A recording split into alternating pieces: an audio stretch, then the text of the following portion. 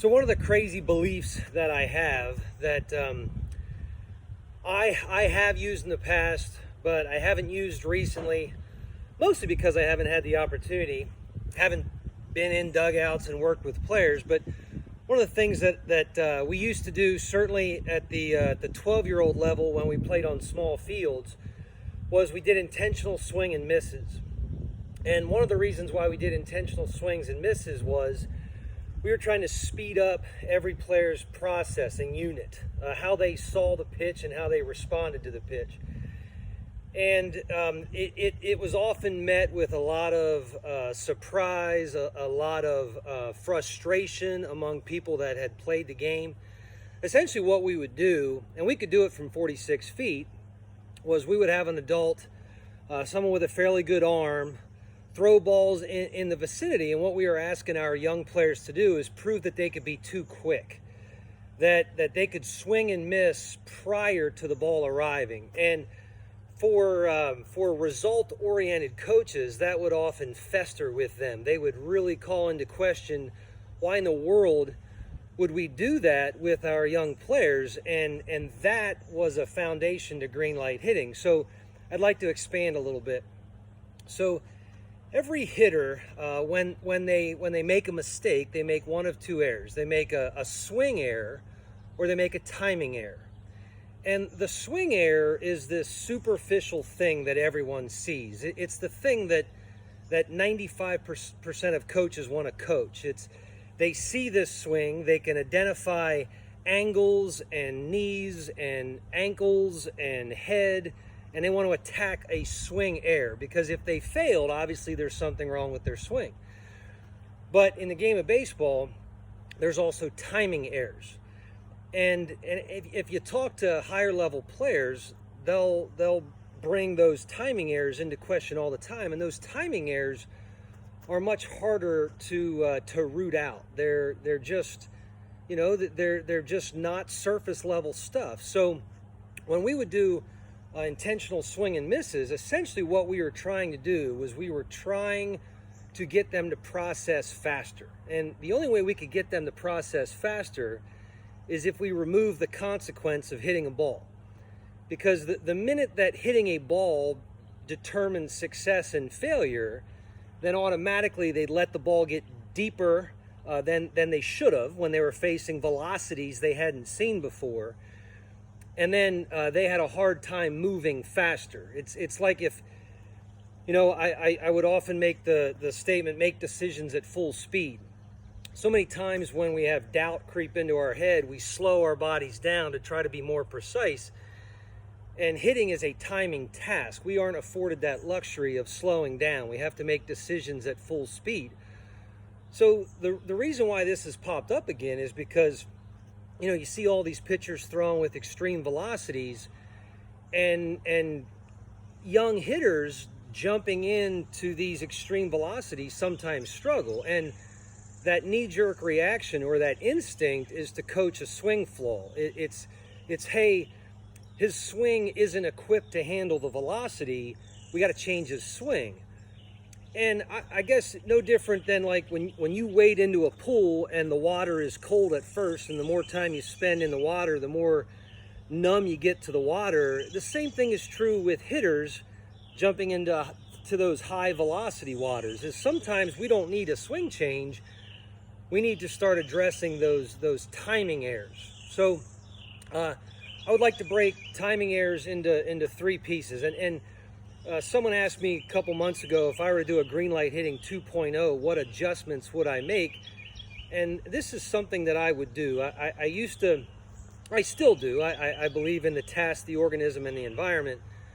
But I would recognize three elements to the task. And I'm going to use more alliteration. I'm going to use P just so we can remember it. The pace, the pulse, and the prize. And it's just a fancy way to remember it. The pace.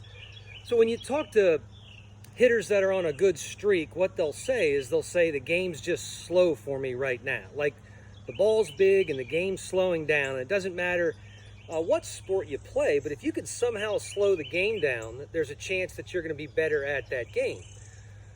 So when I would do intentional swing and misses, that was the goal behind intentional swing and misses. On the surface level, it looks like a completely ridiculous training tool. Why would you ask your players to swing and miss? And then when you realize we're trying to make them process faster, we're trying we want them to be too quick. And depending on their skill level, you can have them swing at everything, or you can have them swing at everything but gross misses, or you could have them swing at just strikes, depending on how good they are. But you're trying to get them to move faster, and you know, you're trying to get them to swing and miss on plane, but to swing and miss too quick. Remove the idea of any spatial errors at all, and see if they can be too quick. And that's one way that we worked on the pace. And you know, when you talk to really good hitters at high levels, they'll constantly say, stay back, because really good hitters process really fast, and you know, they're trying to move very fast, where less advanced hitters are constantly getting beat and fouling balls away. So one way that we would work on timing errors is to address the pace. Try to see if we can get them to move fast. And one way to do that is intentional swing and misses. Crank up the pitching machine, or recruit some elite arm that can really buzz it in there, protect the kids, get them to move fast. The other one is the pulse. What's true with me is on the driving range, I'm decent. On the first tee, I'm a mess. I see things that might not even exist on the first tee. This heart rate starts to go a little bit faster. It starts to accelerate. And before you know it, everything that we've practiced, all these good swings, are falling apart because we can't control our pulse. So one of the ways to help guys control their pulse is to make sure that their time in the box isn't this super intense thing all the time. They have to know that this is a safe place. This is a place where they go to have fun. And one of the best ways to do that is to play games in practice. Make sure that their time spent in the box addresses this, but not necessarily creating stress from a coach screaming at you. That's not authentic. Create stress by making the consequences matter. Play games. Those are inherently stressful, and the pulse rate tends to jump when things like that happen. And the last one is the prize. And one of the reasons why I've become outspoken with respect to grades in school is because many times we grade our kids when they don't even care about what they're doing. And the same is true oftentimes with our hitters, is that, you know, if you really want to make these moments matter, if you want to address timing errors, you have to make the prize worth fighting for. And many times players are just going through the motions. They don't have an elevated pulse. They don't care about their reps. It's just a boring existence, and no one's really getting any better. You're just being unproductive with your time. The minute that you make it valuable, and every at bat in a game has a prize worth playing for, all of a sudden now these authentic consequences change everything. You know, and the other day when Tom Brady was playing in that golf challenge, he was struggling like crazy. And for a competitor like Brady, I was really curious what he was going to do. Like, what is he going to do to get out of this funk? Because no one likes to be embarrassed, even if it's not your sport.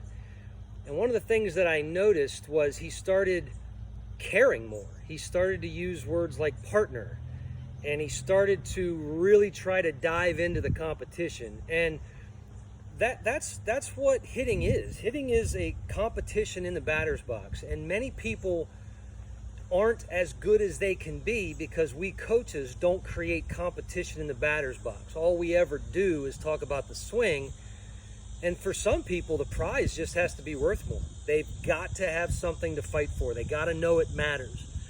You know, so with respect to working with young players, don't always jump to those swing errors. Don't always just knee jerk and say he's not short enough, his back knee's not doing this. sometimes it's those timing errors, and timing errors are complicated because they are so vague and abstract, and you can't pinpoint things. But if you think about the pace, the pulse, and the prize, see if you can get them to process faster so it slows the game down. See if you can elevate the heart rate so when they're in that game, it is something that they enjoy, not some nervous event. And then the prize, make it something worth fighting for, like every at bat in a game is. So just something to consider, something I wanted to throw out there.